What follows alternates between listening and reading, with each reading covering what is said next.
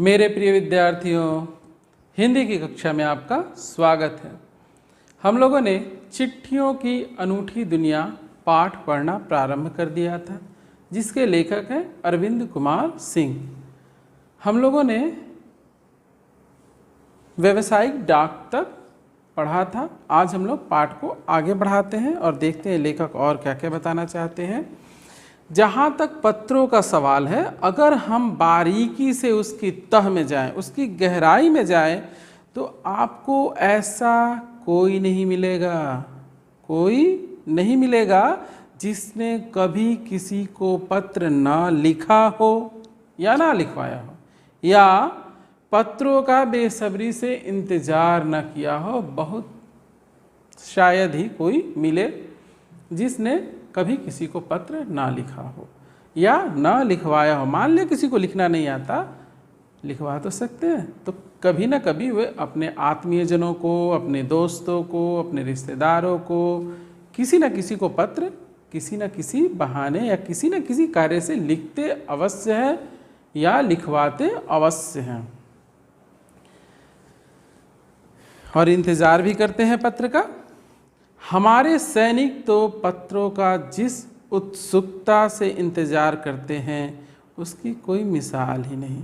अर्थात हमारे जो सैनिक हैं वे ऐसे ध्रुव स्थानों पर रहते हैं, ऐसे ऐसे स्थानों पर उनकी पोस्टिंग होती है जहाँ पर आज के जो ज़माने के आधुनिक यंत्र हैं जैसे मोबाइल वगैरह, वहाँ टावर नहीं मिलता है। तो बेचारे क्या करते हैं, पत्रों का इंतज़ार करते हैं, पत्र लिखते हैं। अपने परिवार वालों से संपर्क स्थापित करने का उनका यही माध्यम है, या फिर टेलीफोन से भी कर सकते हैं, लेकिन पत्रों का उन्हें बड़ा बेसब्री से इंतज़ार होता है। एक दौर था, यानी एक समय था जब लोग पत्रों का महीनों इंतज़ार करते थे। कुछ दिन नहीं, महीनों। कभी कभी तो लोग ऐसे व्यंग में अरे लिखा है, शायद पहुंच जाए, इस जन्म में ना पहुंची तो अगले जन्म में पहुंच जाएगी, ऐसा कभी कभी लोग कहते थे। यानी काफ़ी समय लगता था चिट्ठियों को पहुंचने में। पर अब वह बात नहीं है। अब समय बदल गया है, यातायात के साधन इतने सारे विकसित हो चुके हैं कि अब चिट्ठियों को अपने गंतव्य तक पहुंचने में ज़्यादा समय नहीं लगता। परिवहन के साधनों के विकास की दूरी बहुत घटा दी है। पहले लोगों के लिए संचार का इकलौता साधन चिट्ठी थी, पर आज और भी संसाधन विकसित हो चुके हैं, और भी साधन विकसित हो चुके हैं। आप लोगों को मैंने पहले ही बता दिया था कौन कौन से वो साधन हैं। आज देश में ऐसे लोगों की कमी नहीं जो अपने पुरखों की चिट्ठियों को सहेज और संजोकर विरासत के रूप में रखते हों, या फिर बड़े बड़े लेखक, पत्रकारों, उद्यमी, कवि, प्रशासक, सन्यासी या किसान उनकी पत्र रचनाएं अपने आप में अनुसंधान का विषय है, रिसर्च का विषय है, खोज का विषय है। अगर आज जैसे संचार साधन होते तो पंडित नेहरू, यानी हमारे जो चाचा नेहरू थे, अपनी पुत्री इंदिरा गांधी को फोन करते, तब क्या होता, पिता के पत्र पुत्री के नाम नहीं लिखे जाते। जो देश के करोड़ों लोगों को प्रेरणा देते हैं, वो पत्र हमें क्या देते हैं, हमें प्रेरणा देते हैं। पत्रों को तो आप सहेज कर रख लेते हैं, पर एसएमएस संदेशों को आप जल्दी ही भूल जाते हैं। यहाँ तक कि बहुत सारे संदेश हम लोग क्या करते हैं, तुरंत उसको पढ़ के डिलीट मार देते हैं, मिटा देते हैं उसे। क्यों? स्टोरेज की समस्या आ जाएगी, तो हम लोग स्टोरेज खाली करने के लिए उन्हें डिलीट करते रहते हैं। पत्रों को तो आप सहेज कर रख लेते हैं, पर एसएमएस संदेशों को आप जल्दी ही भूल जाते हैं। कितने संदेशों को आप सहेज कर रख सकते हैं?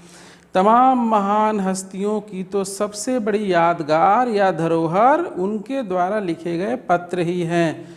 बहुत से हमारे देश में, विश्व में महान विभूतियाँ हुई हैं जिन्होंने जो पत्र लिखे हैं वो धरोहर का विषय है, उन्हें संभाल कर रखा गया है, क्योंकि उस पत्रों से उनकी अपनी सोच, उस समय का परिवेश, सब कुछ हमें पता चलता है। भारत में इस श्रेणी में राष्ट्रपिता महात्मा गांधी को सबसे आगे रखा जा सकता है। दुनिया के तमाम संग्रहालय जानी मानी हस्तियों के पत्रों का अनूठा संकलन भी है। तमाम पत्र देश, काल और समाज को जानने समझने का असली पैमाना होते हैं। यानी उस समय की परिस्थितियाँ कैसी थी, लोगों की सोच कैसी थी, ये सब हमें पत्रों से जानकारी प्राप्त हो जाती है।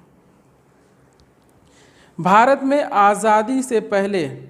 आज़ादी के पहले महासंग्राम के दिनों में जो कुछ अंग्रेज अफसरों ने अपने परिवारजनों को पत्रों में लिखे हुए आगे चलकर बहुत महत्व की पुस्तक तक बन गए।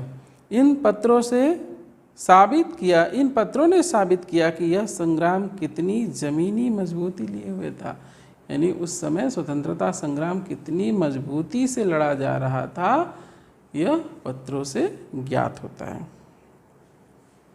महात्मा गांधी के पास दुनिया भर के तमाम पत्र केवल महात्मा गांधी इंडिया लिखे आते थे और वे जहाँ भी रहते थे वहाँ तक पहुँच जाते थे। आज़ादी के आंदोलन की कई अन्य दिग्गज हस्तियों के साथ भी ऐसा ही था। यानी ये लोग इतने विख्यात थे, इतने मशहूर थे कि ये कहीं भी रहे, बस उनका नाम लिख कर आने से ही वे पत्र उस स्थान तक पहुंचा दिए जाते थे। गांधी जी के पास देश दुनिया की बड़ी संख्या में पत्र पहुंचते थे, पर पत्रों का जवाब देने के मामले में उनका कोई जोड़ नहीं था। कहा जाता है कि जैसे उन्हें पत्र मिलता था उसी समय वे उसका जवाब भी लिख देते थे। अभी बाद में लिखेंगे, चलो कभी लिख देंगे, ऐसी समस्या उनके साथ नहीं होती थी। जैसे उन्हें पत्र मिला उसका जवाब भी वो लिखकर तैयार कर देते थे। अपने हाथों से ही ज़्यादातर पत्रों का जवाब देते थे। जब लिखते लिखते उनका दाहिना हाथ दर्द करने लगता तो फिर बाएं हाथ से लिखने में जुट जाते थे। नहीं, दोनों ही हाथों से पत्र लिखते थे। महात्मा गांधी ही नहीं, आंदोलन के तमाम नायकों के पत्र गांव-गांव में मिल जाते हैं। पत्र भेजने वाले लोग उन पत्रों को किसी प्रशस्ति पत्र से कम नहीं मानते थे और कई लोगों के पास क्या होता था? प्रशस्ति पत्र का हम लोग सबसे पहले अर्थ जान लेते हैं। प्रशस्ति पत्र का अर्थ होता है प्रशंसा पत्र, से कम नहीं मानते थे। और कई लोग तो उन पत्रों का फ्रेम कराकर रख लेते थे, यानी उसको मढ़वा कर रख लेते थे। यह है पत्रों का जादू। यही नहीं, पत्रों के आधार पर ही कई भाषाओं में जाने कितनी किताबें लिखी जा चुकी हैं पत्रों पर आधारित। वास्तव में पत्र किसी दस्तावेज से कम नहीं है। पंत के 200 पत्र बच्चन के नाम और निराला के पत्र हमको लिखियो है कहा, तथा पत्रों के आईने में दयानंद सरस्वती समेत कई पुस्तकें आपको मिल जाएंगी। कहा जाता है कि प्रेमचंद, जो हिंदी के महान कथाकार और उपन्यासकार हैं, खास तौर पर नए लेखकों को बहुत प्रेरक जवाब देते थे, जिससे कि वो लिखने के लिए तत्पर हो जाएं और उनको प्रेरणा मिले। तथा पत्रों के जवाब में वो बहुत मुस्तैद रहते थे। इसी प्रकार नेहरू और गांधी के लिखे गए रविंद्रनाथ टैगोर के पत्र भी बहुत प्रेरक हैं। महात्मा और कवि के नाम से महात्मा गांधी और रविंद्रनाथ टैगोर के बीच सन 1915 से 1941 के बीच के पत्राचार का संग्रह प्रकाशित हुआ है, जिसमें बहुत से नए तथ्यों और उनकी मनोदशा का लेखा जोखा है। नहीं, हम पहले ही बात कर चुके हैं कि पत्रों से हमारी सोच का पता चलता है। पत्र व्यवहार की परंपरा भारत में बहुत पुरानी है, आज की नहीं है, बहुत पुरानी है।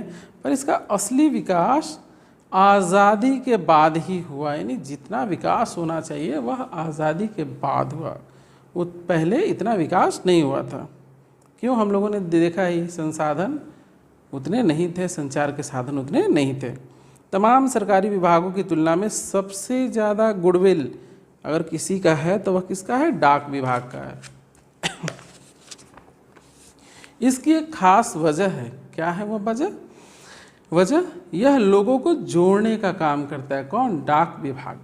घर घर तक उसकी पहुंच है, यानी प्रत्येक घर तक, क्योंकि चिट्ठियाँ पहुंचानी पड़ती हैं उन लोगों को। संचार के तमाम उन्नत साधनों के बाद भी चिट्ठी पत्री की हैसियत बरकरार है अभी भी। शहरी इलाकों में आलीशान हवेलियां हो या फिर झोपड़पट्टियों में रह रहे लोग, दुर्गम जंगलों में घिरे गांव हो या फिर बर्फबारी के बीच जी रहे पहाड़ों के लोग, समुद्र तट पर रह रहे मछुआरे हो या फिर रेगिस्तान की ढाणियों में रह रहे लोग, आज भी खतों और अन्य सेवाओं के लिए रोज भारतीय डाकघरों के दरवाजे तक पहुंचते हैं। भाई चिट्ठियां पहुंचानी है, संदेश भेजना है, कैसे भेजेंगे? डाक से। तो डाक के दरवाजे पे पहुंचते हैं और उनकी बहुआयामी भूमिका नजर आती है। एक केवल चिट्ठियां पहुंचाने का वो काम नहीं करते हैं, देखिए और भी क्या काम करते हैं।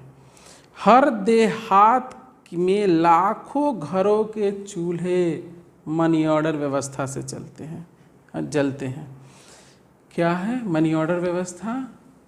हम लोग जो कामकाजी लोग हैं, परिवार से दूर, घर परिवार को छोड़कर यहाँ वहाँ प्रवासी का जीवन जीते हैं, वहाँ हम लोग मेहनत करते हैं, मजदूरी करते हैं, धनोपार्जन करते हैं, तो कैसे भेजें? हम लोग तो जाएंगे 6-6, 8-8 महीने पे, 5 महीने पे, अर्थात लंबे अंतराल पे जाएंगे। तब तक क्या हमारे परिवार वाले भूखे मरेंगे? नहीं। तो क्या किया जाता है? मनी ऑर्डर के माध्यम से पैसे भेज दिए जाते हैं। आप यहाँ पे मनी ऑर्डर के माध्यम से पैसे जमा दीजिए, आपको आपके परिवार को वहाँ पर पैसा मिल जाएगा। तो इस तरह से कई घरों के चूल्हे जलते हैं, अर्थात वहाँ भोजन पानी की व्यवस्था होती है, मनी ऑर्डर व्यवस्था। और कौन पहुँचाता है? वो डाकिए, डाकघर, डाक व्यवस्था।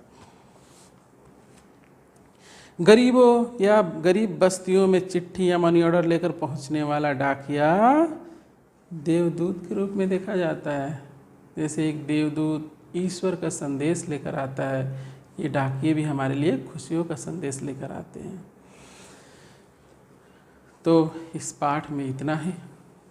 इसके प्रश्नोत्तर हम लोग ई पोर्टल पर कर लेंगे, आप लोग वहाँ से लिख लीजिएगा। हमारा ये पाठ आज पूर्ण हुआ। अगली कक्षा में हम लोग भगवान के डाकिये, जो हमारा पाठ है भगवान के डाकिये, इसको पढ़ेंगे। तो मिलते हैं अगली कक्षा में। धन्यवाद।